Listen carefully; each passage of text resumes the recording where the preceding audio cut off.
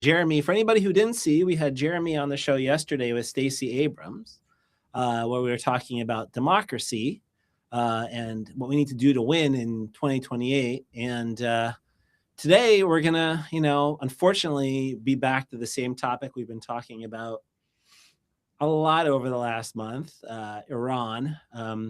We have a great guest on, a former colleague of mine, Ari Tabatabai, and we were just talking while we're waiting as we wait for people to join for a minute or two about how exhausting it is to be an Iran expert for all the wrong reasons right now. I've been trying to pivot away from Iran for precisely this reason, and much like the United States, I keep being dragged back in. So Yeah. Well, tell me about it. This is when I initially went to the White House in 2023. It was to do some Middle East, but really to pivot and work on an AI policy. And then October 7th happened. I mean, yeah. so that's serious. But yeah, like there's no escaping it. There's no, you know, unfortunately, there's no escaping it. But why don't we get started for real? So welcome everyone to joining us. Welcome everyone. I don't know what's going on with me this morning. Maybe a little burnt out from all the Iran media stuff, but It's welcome back also to not Word on morning a lot.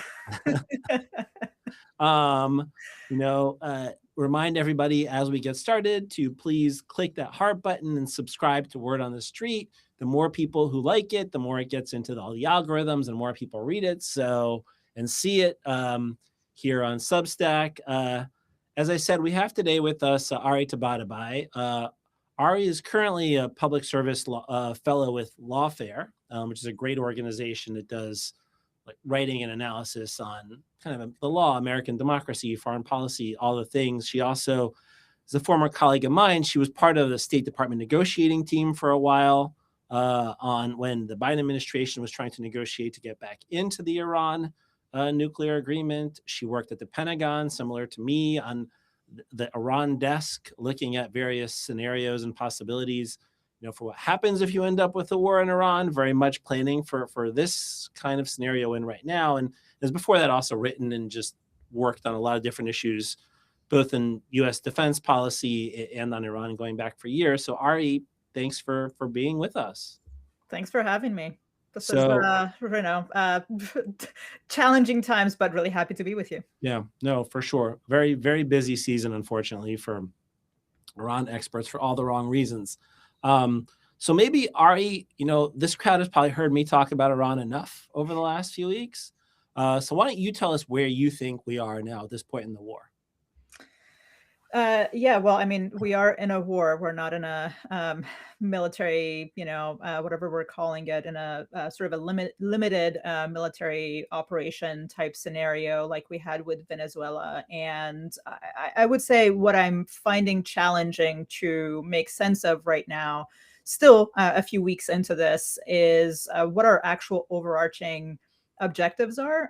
They have shifted over the past few weeks, or almost a month now, going from the president initially signaling that he was interested in intervening potentially in Iran. This was in January, to support protesters and to stop the killing, to talking about the nuclear program as the reason why we were going in, to then shifting and talking about a whole host of Iranian capabilities.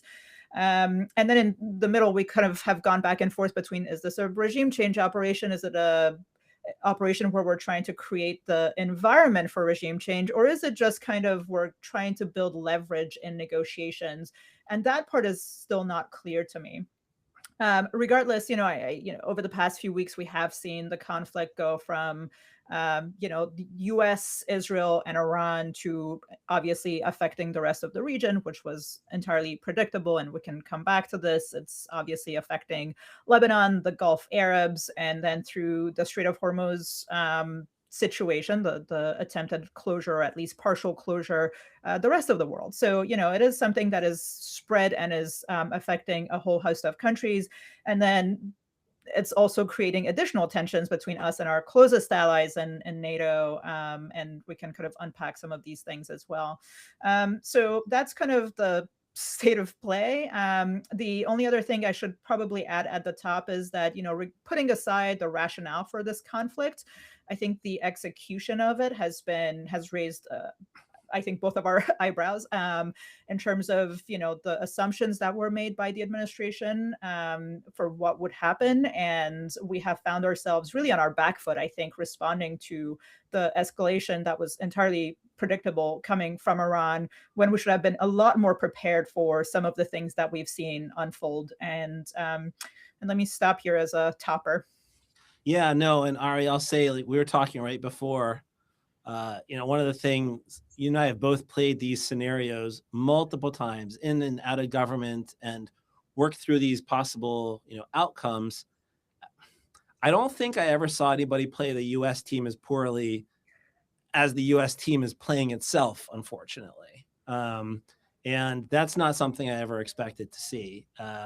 And frankly, it's pretty depressing given the amount of time that the US government has actually put into preparing for this scenario over the years, and Right. kind of the drainage of some of the expertise, or some of the expertise is still there, but nobody's listening. It's like nobody's home. But I wanted to ask you, maybe at the top, right? We've had now over the last couple of days, Donald Trump comes out and says, we have a diplomatic initiative.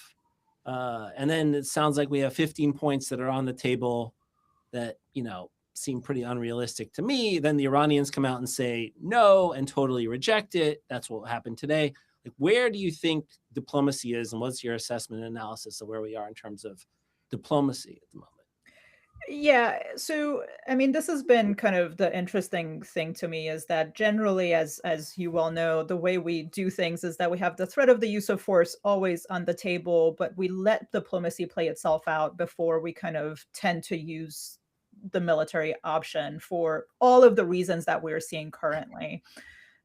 The second Trump administration, I think, is in a bit of a departure from the first Trump administration, which was really focused on sanctions as the main tool of its foreign policy, is really focusing actually on the military, on the use of force as the main tool of its foreign policy in a lot of different areas, and Iran kind of prominently. We've now been in two kind of drags of, I guess, negotiations where, so over the summer and then now, where it seems like in the middle we have said, okay, well, we're done with this for now. We're going to go blow some things up and then we may come back to it. And the challenge is that, yeah, that can increase the kind of threat perception in the adversary. But the other thing it does is that, and I think we've seen some version of this said by Iranian officials, is they're saying, why would we come back to the table if you're just going to potentially, blow up a few other things? So I think that, again, this goes back to the objectives and the messaging. It's not very consistent, and that does not that is not particularly helpful in this moment. So where does this go? I don't know. What I have seen, though, I think we're all seeing, is that President Trump does tend to kind of, he goes back and forth between things. I don't think he wants to kind of see this war drag on for a very long time. So I'm sure he's going to be looking to try to kind of finish it quickly, announce that he won, regime change has occurred. We can come back to whether regime change has occurred, and announce a deal and move on. Obviously, as always, adversary gets a vote here, one, and two, even if we do get some sort of solution on the table, it's hard for me to see how long that kind of deal can persist, right? We are, in my mind, if you're the Iranian regime, you are going to be looking for a you're going to be looking to weaponize your nuclear program, given everything that has happened in the past year. One. Two, I saw, at least in the initial 15 points or so, 14 points that have been announced, it seems like there is some discussion of removing the threat of sanctions altogether in the future. That is not a wise thing to do, because we just don't know how Iran is going to be abiding by a particular deal down the line. So, we should not be foregoing certain options in the future because we may have a deal in this particular moment. So, obviously we'll see how it all goes, how it plays out. But all this to say, I'm not particularly optimistic that we're going to have a diplomatic solution. And if we do, that it will actually kind of take care of some of our fundamental problems that we've had with that regime. Yeah, I mean, I will say I read the 15-point Trump plan as, okay, here's your surrender document, Iran. No nuclear program, no missiles, no proxy support, just totally give up all your tools. And I think from the Iranian position, they respond with, "Hey, U.S., get out of the region altogether. That's our proposal." Those are, I mean, those are almost caricatures of American and Iranian negotiating positions of the past 20 years. They show such a lack of seriousness on both sides that it doesn't make you believe that either one is truly interested in a deal right now. I think the Iranians might be interested in a deal if the Trump administration came with something more realistic, but you put these cartoonish options on the table, you get cartoonish options back. You know, do you think Trump making this announcement, I mean, there's some speculation he did all this on Monday morning just to drive oil prices down. And it wasn't really real. I don't know if it's real or if it's oil prices or if he's just trying to, if he thinks that this has a chance of succeeding. You know, it has boggled my mind that given where we're at, oil prices are not at 120, 130 and seem to be going down. But I don't know what your reaction is to all of that. I mean, that is entirely possible. And this is kind of the wild thing about doing this work in this current moment, as opposed to, and under normal circumstances where we would have to be guessing what's going on in the mind of the adversary and what statements they're making that are true, which ones are false. And currently we have to do some of that with our own government. So it is entirely possible the president said something, that was not necessarily fully baked, right? The draft proposal you're talking about, very half baked. It doesn't seem like a lot of thought has gone into it. Very broad brush things, as you said, not particularly realistic. Even if they were to happen, I have so many follow-up questions, like how are we going to verify these things? The JCPOA opponents back in 2015, as you well recall, were very upset that the JCPOA did not do enough verification and monitoring. And the JCPOA did a lot of that, right? We don't need to relitigate the JCPOA and the Iran nuclear deal and its verification monitoring. But one of the things that is going to be extremely challenging to do if we were to move forward with this is that I don't know how you go about monitoring and verifying some of the things that are stipulated in here. And that is going to be, again, how are you going to grant sanctions relief to a regime when you can't verify that it's doing the things that you want it to do? So that is going to be an interesting one. But this all tracks, and goes back to what you were saying, Alana, at the beginning, that, we have had this kind of, the expertise leaving our governments. And then, even the folks who are left in there they're sidelined, right? They're not really listened to. And so you can really see that play out here in that you don't see that meat that you would expect in these proposals. Like the JCPOA was 160 pages ish, right, of very technical details. And here we just have very broad brush things saying Iran shall not do this thing. And that doesn't take, again, it does not take care of our fundamental problems with Iran. Well, I think one of the things that's been kind of mind-boggling is to watch these hawks who for years were so picky about everything in this deal, now totally supporting these 13, 14-point plans with no detail. And even more mind-boggling, one of the things that we've actually seen is the administration lifting certain oil sanctions on Iran so Iran could sell its oil in order to keep prices down. And then you have some of the most notorious Washington hawks going on Twitter and saying, this is a good idea. Talking about the fact that, we always talked about the fact that we traded sanctions relief for hostages. And people talked about suitcases worth of cash. Now we're talking about oil tankers worth of cash, like a lot more cash than the Iranians got for any kind of a hostage deal. And all these hawks are out there supporting it. It's kind of blowing my mind. It wasn't actually suitcases, it was pallets. Oh, yeah. Sort of refresh your mind. So I'm not on Twitter. You'll have to tell me what you're seeing. But yeah, I think that's right. One of the things that is really baffling watching the current moment, I think for those of us who've been around this issue set for a while, is just how contradictory it is at times. If you are if the objective is to pressure the regime to forego some of its most problematic activities and to negotiate or to see, to kind of facilitate some sort of transition that is more acceptable to us, why are we lifting sanctions in the middle of that pressure campaign? If we are not pressuring them, then why are we bombing things? It just doesn't make sense. So if we again accept the rationale and the kind of premise that we need to be at war with Iran because we're trying to take care of these problems once and for all, then the logical extension of that argument is that we should be pressuring them to the extent possible, not giving them that relief in the middle of that pressure campaign. It just doesn't follow. And it kind of tells me that we don't have a strategy that we're following. We're just doing a series of ad hoc activities that take care of, the whatever the most pressing issue is in that particular moment. Oil prices go up, we lift the sanctions. The nuclear program becomes a problem. We go and kind of, blow up a few nuclear facilities. There is just no logic that strings all of these things together, that brings them together in a coherent strategy that we can follow, and that allows us to meet the political objectives, whatever they may be, that the administration has. Yeah, and one of the things, and maybe I'm going to repeat it because it's something I think I've said on this show before, and certainly I've been saying for the last couple of weeks, but I think for our audience, I just drum it home.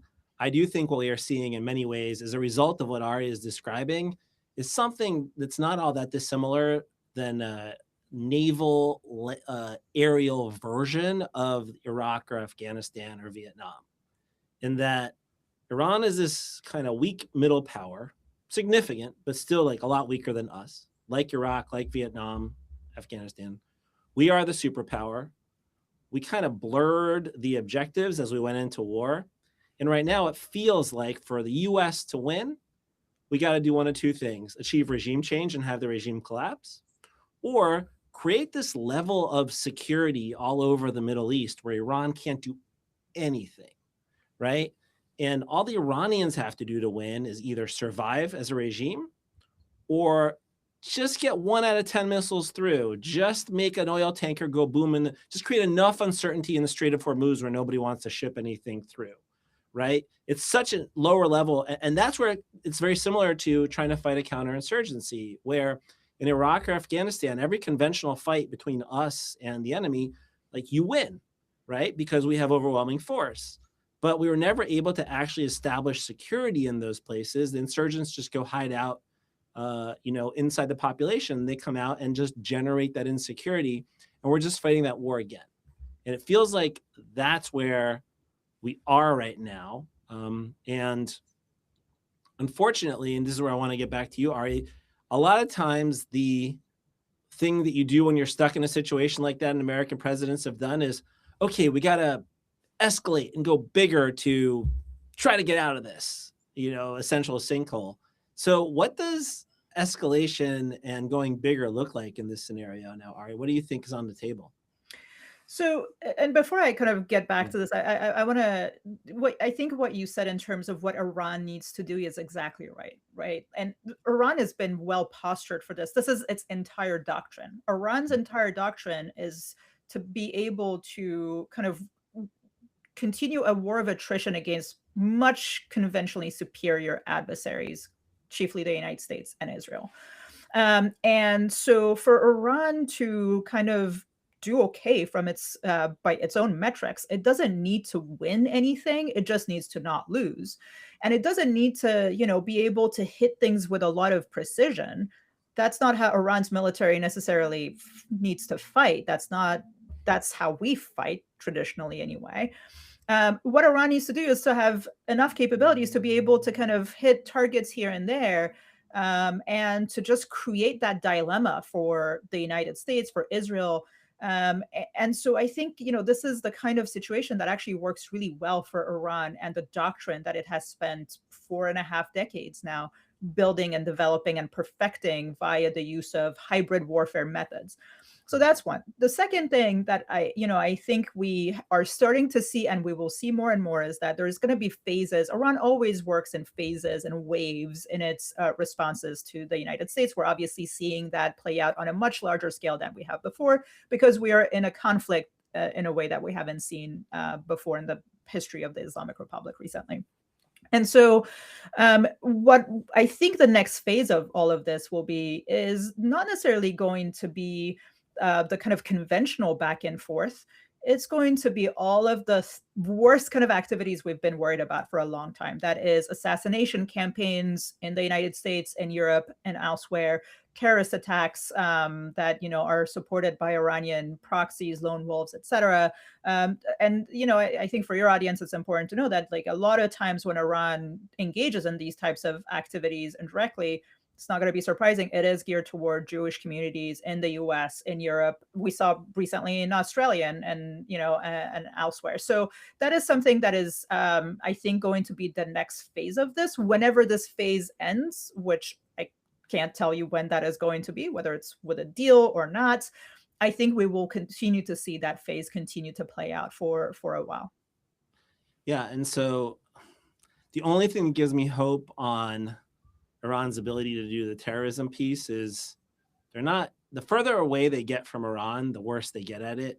Their ability to do stuff in the US that's really effective is historically proven to be pretty poor. But it's still a disturbing prospect, and you only have to get lucky once to cause a lot of damage and terror. And that's part of the benefit of these things. And we should highlight, sorry, I was going to say, and we should highlight that actually even its ability to do that in the region has diminished, obviously, over the past like 2.5, 3 years, right? And largely as a result of Israeli action throughout the Middle East. And part of the reason we're not seeing more of a play by Iranian proxies in the region is that Israel has been very effective at degrading Iranian proxies throughout the region. Lebanese Hezbollah, Iraqi Shia militias have been a little active, but not that much.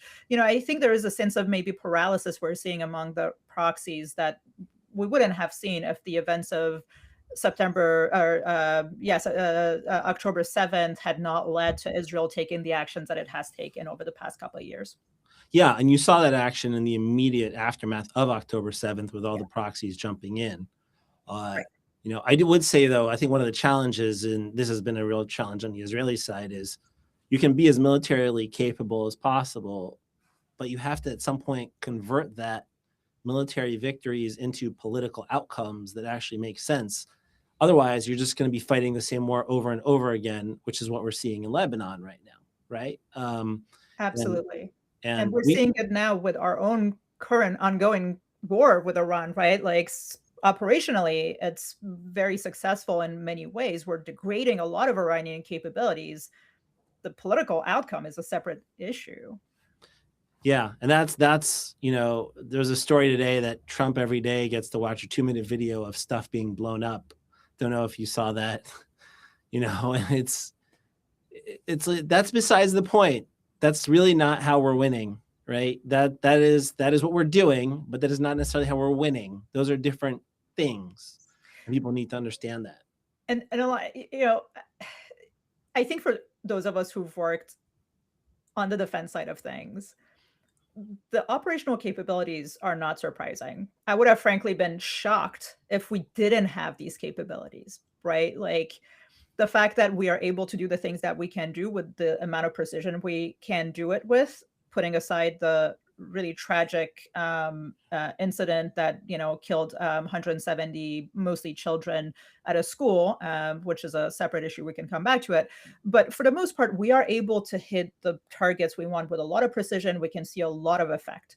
That is not the surprising part. And the reason why previous presidents, as you know better than I do actually, this made the decision not to go in militarily was the political piece. It was not the military piece.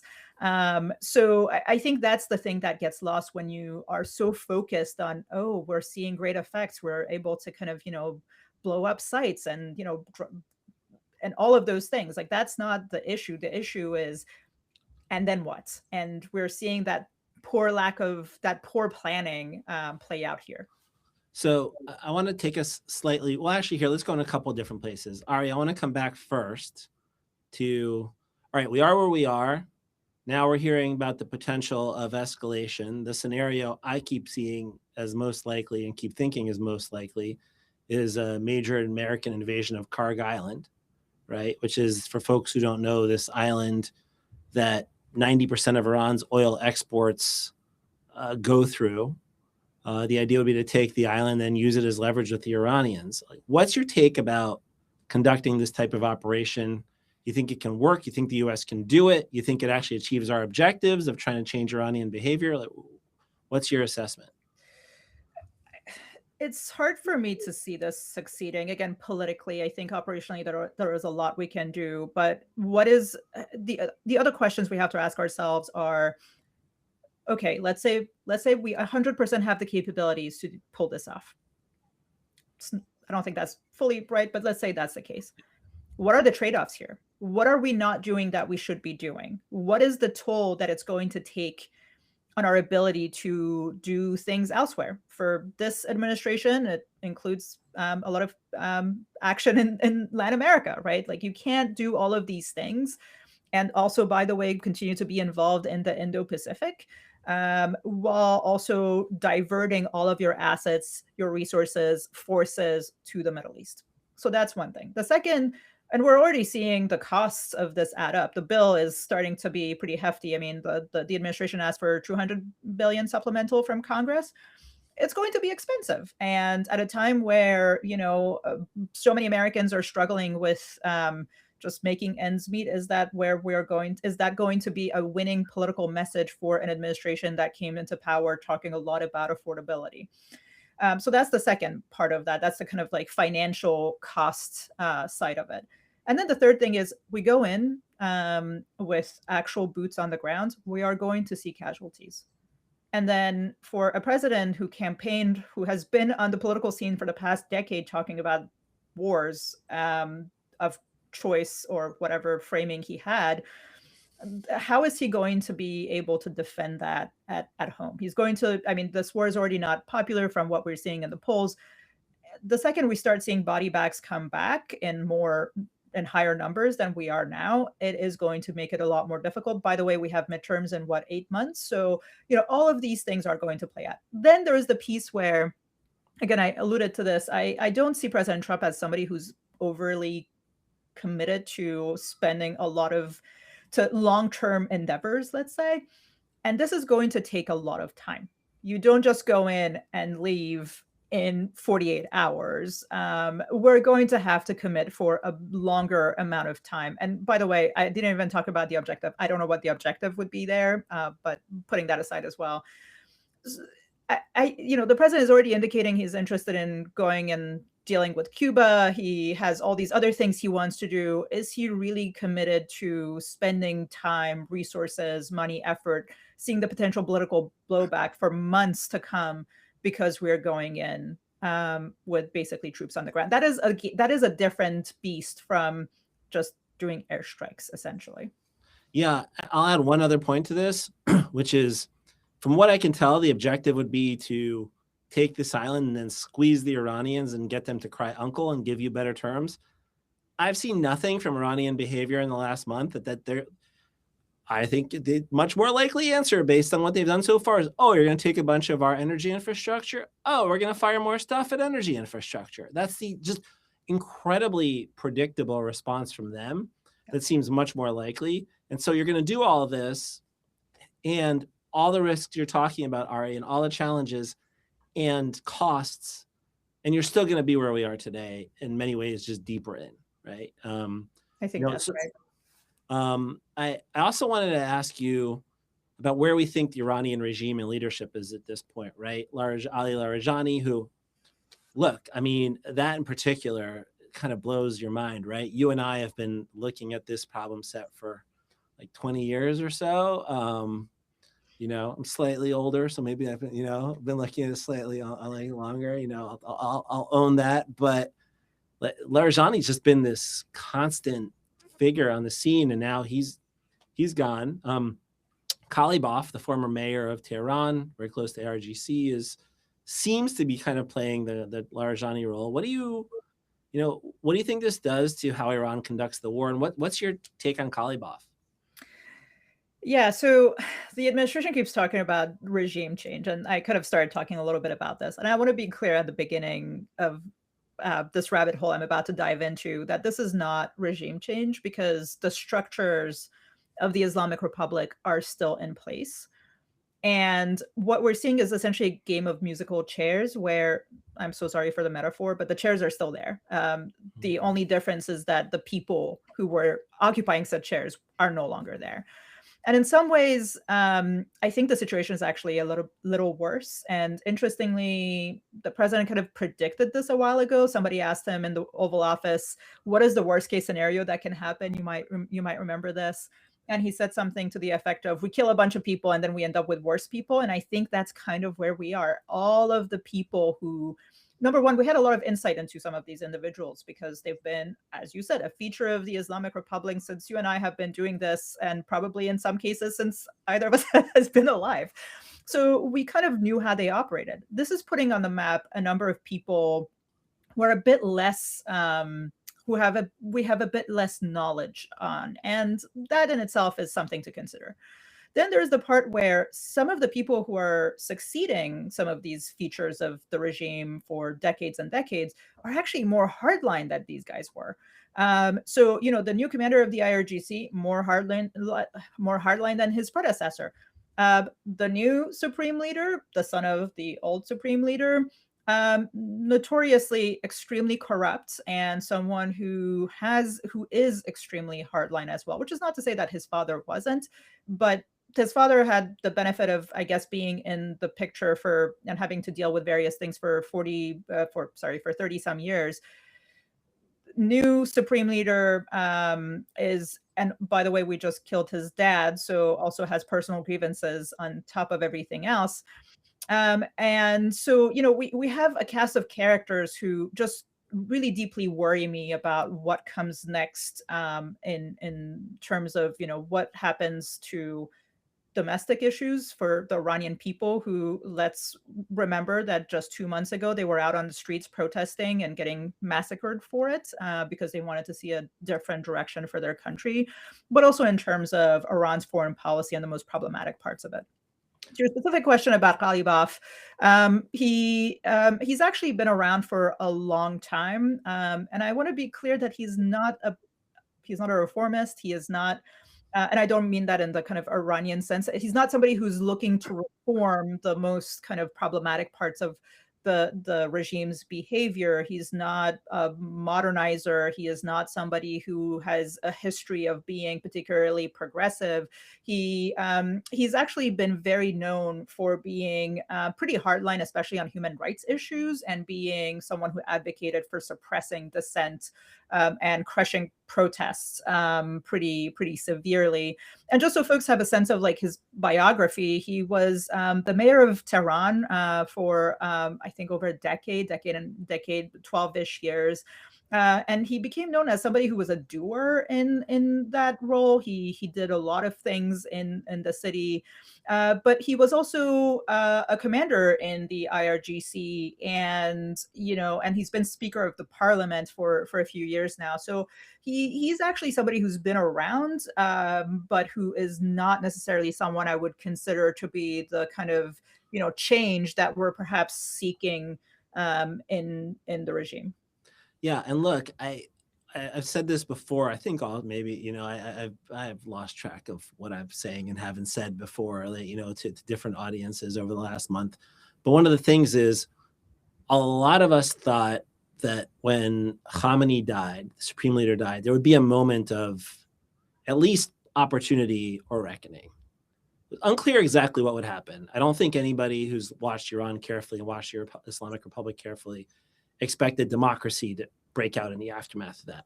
But there are different factions inside, the Islamic Republic, some of which are more hardline than others, some of which are, in the world of what you'd call pragmatists, people like Hassan Rouhani, the previous president who negotiated the JCPOA. Some of them are what are called reformists, like former President Khatami, going back 25 years.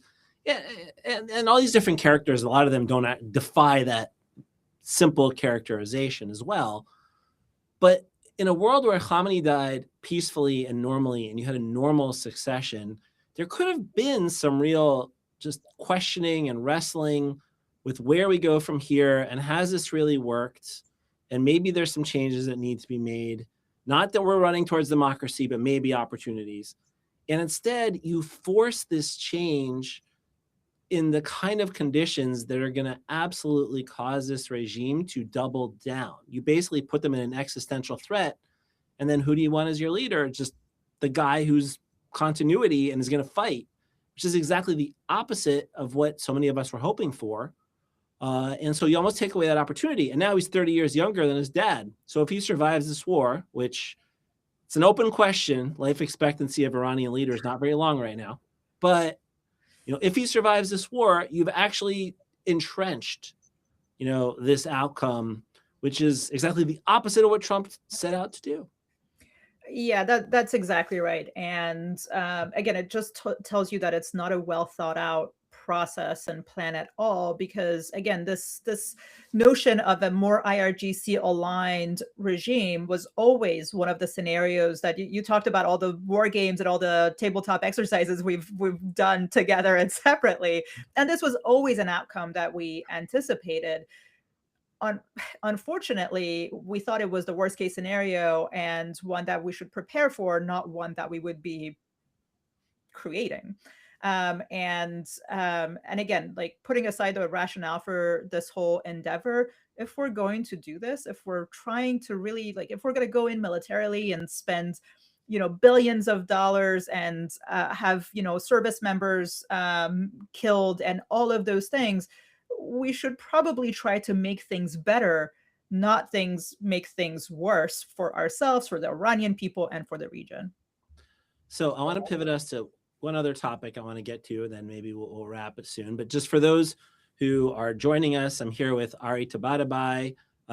She is an Iran expert who I've previously worked with. She was at the State Department on negotiating team doing JCPOA negotiations, JCPOA re-entry negotiations during the Biden administration. She worked at the Pentagon on Iran issues and is currently with Lawfare as a public interest fellow. And we are talking about, obviously, the war. Also, another reminder for folks, please hit that like button. It helps drive our numbers up on Substack. But Ari, I want to talk now about the regional actors and how they're seeing everything at the moment. Maybe let's start with the Israelis. I like to just remind people can put all the blame they want on Bibi Netanyahu, and he obviously wanted this and helped generate it. And at the end of the day, this is Donald Trump's war. Like, the president of the United States has the power to make the decision and the responsibility to make the decision when he sends American troops into harm's way. And nobody other than him makes that decision ultimately. Although I guess in the world of the actual legal definition, it should be Congress. So that's a whole other piece of this, but which we've talked about it for a while here at J Street and will continue to push on. But what is your sense of where the Israelis are right now, their role in all this and how they're seeing it? And do you think their interests are fully aligned with American interests at this point? It's funny, I was going to ask you the same question. So I'll start and you can tell me how you're seeing things. I don't think the interests are aligned.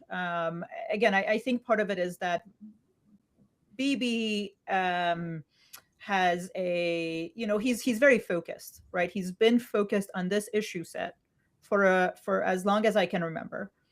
And if I were to kind of do a little bit of tea leaves reading here, I would assume that he would want to go all in and take care of the problem once and for all, which means creating regime change, or at least creating the environment that would lead to regime change.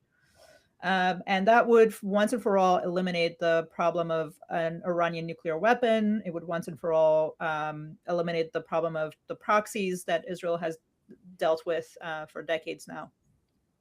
And again, I don't read President Trump like that. I read President Trump as somebody who's much more focused on short-term kind of, bouncing around from thing to thing and having, quick wins and then moving on to the next thing. I mean, just since, as a reminder, I forget it myself, since January, so since 2026 started, we've gone from Greenland to Venezuela to Caribbean boats being struck in the Caribbean to now Iran. And we're already talking about Cuba. By the way, Greenland might be back on the table. So he's moving very fast from one thing to another, not necessarily thinking through what happens next, right? In Venezuela, the question I don't think even occurred of like, what are we trying to accomplish other than we're removing this guy, putting this other person in, and then what? And I would assume that that's kind of how he's been approaching Iran planning, which is why we're seeing all the challenges that we're seeing. So I think that's one piece of it. The second thing is, Israel does actually, for the United States, it's easier for us to kind of manage that situation because we're so far away, right? Iran recently demonstrated that its missile capability, its range, the range of its missiles is essentially twice as much as we had previously known publicly, but it's still not enough to hit the homeland. They have ways to go. Israel, however, is right there. And I mean, they're seeing it, right? Like Iran may not have the most sophisticated capabilities, but it is able to still generate harm, generate chaos, and it's able to hit targets in Israel directly via proxies, etc. So things are a lot more real, I think, in Israel than they are for us here, where most of us are moving on with our daily lives, and occasionally we see news. Whereas if you're in Israel,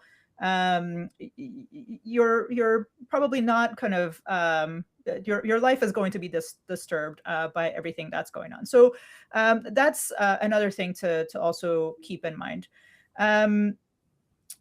But yeah, so I think the objectives are probably different. I think the timelines are probably different for the two countries.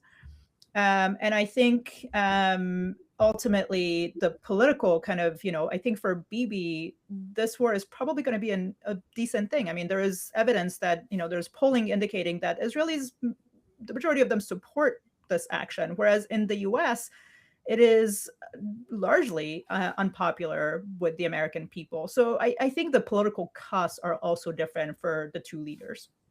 Yeah, I do think I'll add a couple things. One, on the political cost, the one thing I will say is, though, nothing has moved the overall numbers inside the coalition. This war might be very popular in Israel, but Netanyahu still doesn't poll near 60, which he needs to in re-elect. Although I think we don't need to get into it now. I think many viewers are probably familiar with the fact that we're looking at a lot of scenarios that could involve deadlock where nobody can get to 60 unless you manage to bring in the Arab parties or do something different. But it's interesting how that has not moved. The other difference I see between Israel and the United States is, I agree, Bibi's dream is the regime change scenario, but second best is just total chaos inside of Iran.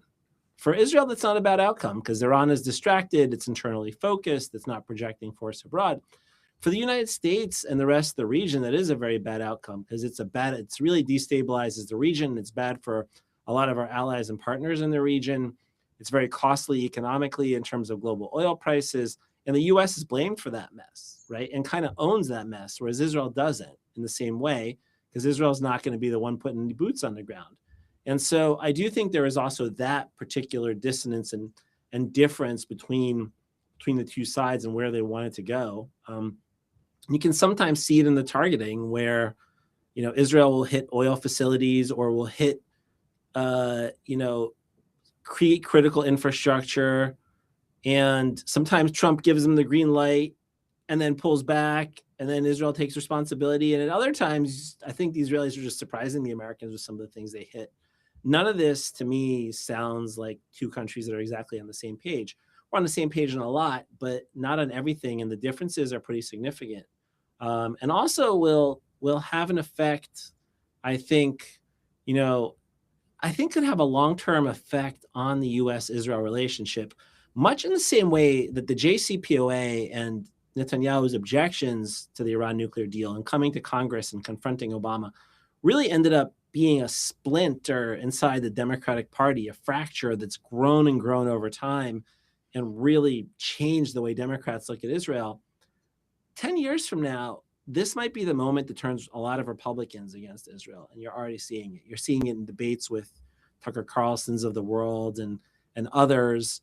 But this whole MAGA wing of the party, even J.D. Vance and company, feels like it's right now people are still behind Trump entirely because his voters are going to stay behind him. But I think there's debate and fracture coming. I don't know how much you've tracked this. I totally agree with that. It's been, I think we've seen that some of that shift on the Democratic side. I think we're seeing it increasingly, not just in the broader Republican Party, but within the MAGA base specifically. And again, we're just a few months away from the midterms here, right? So if this conflict drags on for another few months, I think it is going to have real consequences for the party and the president. And when some of the most influential voices in the party start to have been very aligned with the president's like direction on basically everything, start to turn around against him in such a public way and cite this issue, which generally, as you well know, foreign policy is not typically the thing that kind of drives friction in the United States more broadly beyond a certain kind of circle here in the capital. I think it is going to have implications down the line as well. And again, I think in some ways it's also creating some of the worst backlash, and it's bringing out some of the worst kind of rhetoric around, anti-Semitic rhetoric as well. So it's not just focused, we should say, it's not just focused on criticizing the state of Israel and its actions and its policies. It's also a broader problem with anti-Semitism that we shouldn't ignore here. Yeah, and Jeremy's weekly column, actually, this past week, for folks who haven't read it and seen it, was precisely about this issue of how you wrestle with numerous things at the same time. One, that this war is ultimately Donald Trump's responsibility because he is the president of the United States and he made the decision to go into it. Two, that anti-Semitism is a very real thing and is probably going to be exacerbated by this. And there are people out there who are blaming American Jews for, this war. And that is deeply problematic, conspiratorial, anti-Semitic. And three, how you weave in between that, the reality that Bibi Netanyahu did have a lot to do with encouraging and starting this war. It wasn't him on his own. It wasn't an Israeli conspiracy. He was I like to say he was necessary but not sufficient. He required a president who was willing to go along, but he played a role. And so how do we have the honest conversation about the role that Netanyahu did play without falling into conspiracy theories, anti-Semitic tropes? And that's a really hard line to walk. But the answer can't be, well, we can't talk about it at all. Let's shut down the conversation, because then we're just not really wrestling with reality. But it also can't be, what we've seen from some of these, especially in the hard right and hard left, conspiratorial blame to American Jews, or even, it's kind of the blame that the Israelis are puppeteering all of this and they are behind all of it, doing it to, basically mess with the United States. And so I think we really just are going to have to wrestle with that as American Jews. We're going to have to, wrestle with that, for a long time to come. So, all right, maybe one more thing I want to talk to you about here, which is, how does this end? How do you see this ending? Let's say Trump wants to end it quickly. Is there a way for him to do it? Is that realistic? What does that look like? How do the Iranians go along with something like that? Yeah, I think there is a world in which it ends relatively quickly. There is a way for things to end in a way that allows both sides to save face.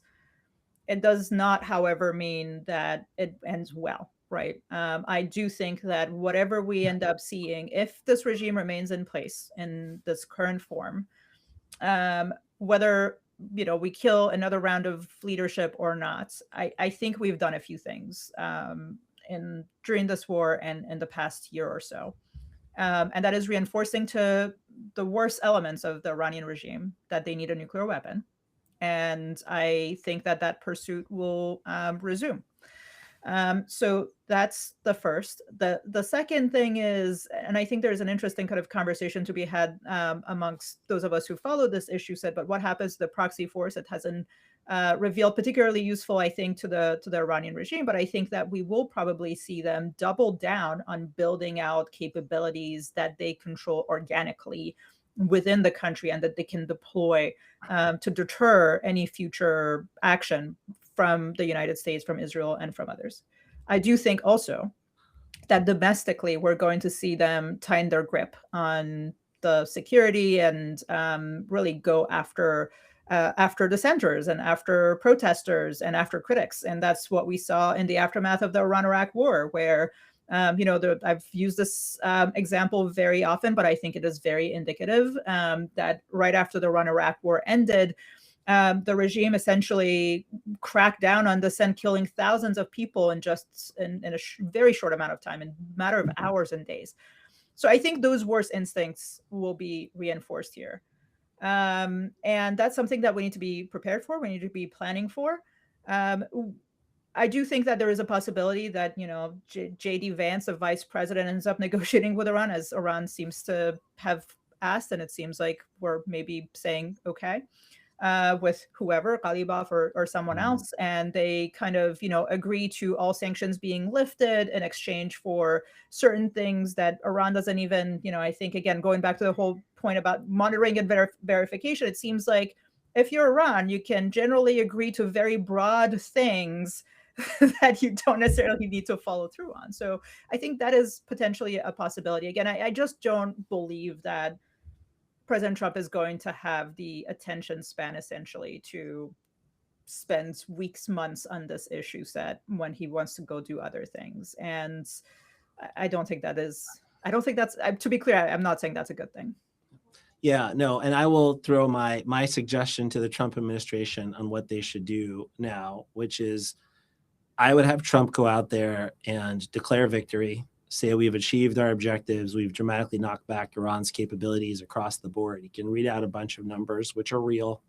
Well, you never know with these guys about all the things, the damage that they've done. And then he can say, and we're done, and we won't attack Iran as long as they don't start rebuilding their nuclear program and stop attacking their neighbors. Now, I don't think Iran says yes to that. I think they'll keep firing some stuff off. I do think that a proposal like that would put a lot of international pressure on the Iranians pretty quickly to stop. And the whole world starts to come down on them saying the fault is theirs. And once that happens, that puts them in a corner and might get them to stop. But then you're still stuck with exactly, Ari, what you're talking about. We're just, and this was one of the biggest lessons I took out of all the war games and war planning we did. Back, like I said, I'm the old man. So back in 2010 at the Pentagon, we actually did a bunch of what I call phase 4 planning for the day after, where we started asking really hard questions. And CENTCOM's answers initially were, well, that's up to the civilians to figure out. And we were like, well, that's not quite a good enough answer. So we did a lot of work around this. And what we really found was the most likely outcome is, something that looks a lot like Saddam Hussein of the 1990s, after the war, after the first Gulf War. Weakened, damaged, very aggressive, pretty much all restraints are off. And in the aftermath, the U.S. just getting sucked into perennial crises, the region in perennial crisis. That feels like the most likely outcome of all of this. But I totally agree. Yeah, I think that's right. And, that's exactly the challenge of, I'm not advocating we do this, but if you're going to launch a war like this, you should probably finish the job, or else you're going to be left with a wounded, weakened regime that is just going to keep lashing out. And that is the worst case scenario. Yeah, the problem is escalation dynamics. Finish the job, but you have no idea how to finish the job and don't necessarily have the tools to finish the job. Yeah. Which is the rationale we've had in so many other wars. Then you're like, well, we'll just do one more thing. And you just escalate and escalate and escalate until the costs get too high. And you still end up in exactly the scenario we're talking about. So the only thing worse than ending this war in 3 weeks and being stuck in this very negative scenario is ending this war in 6 months or 2 years and being stuck in the same scenario. Absolutely. So with that happy, cheerful thought, I want to thank Ari for joining us today. I want to thank our audience for being here. And we will be back. I think next Wednesday is actually Pesach. It's a Passover. First Seder is next Wednesday night, because we have a tradition here at Word on the Street where, at least this first year of this show, literally every major Jewish holiday is on a Wednesday night. But we'll see. We might have some additional shows and other things next week. We might not. Still toying around with it. Definitely won't be next Wednesday afternoon at 4. But thank you, everyone, for joining us. Thank you, Ari, for being here with us. And, we'll see all of you again relatively soon. Thanks for having me.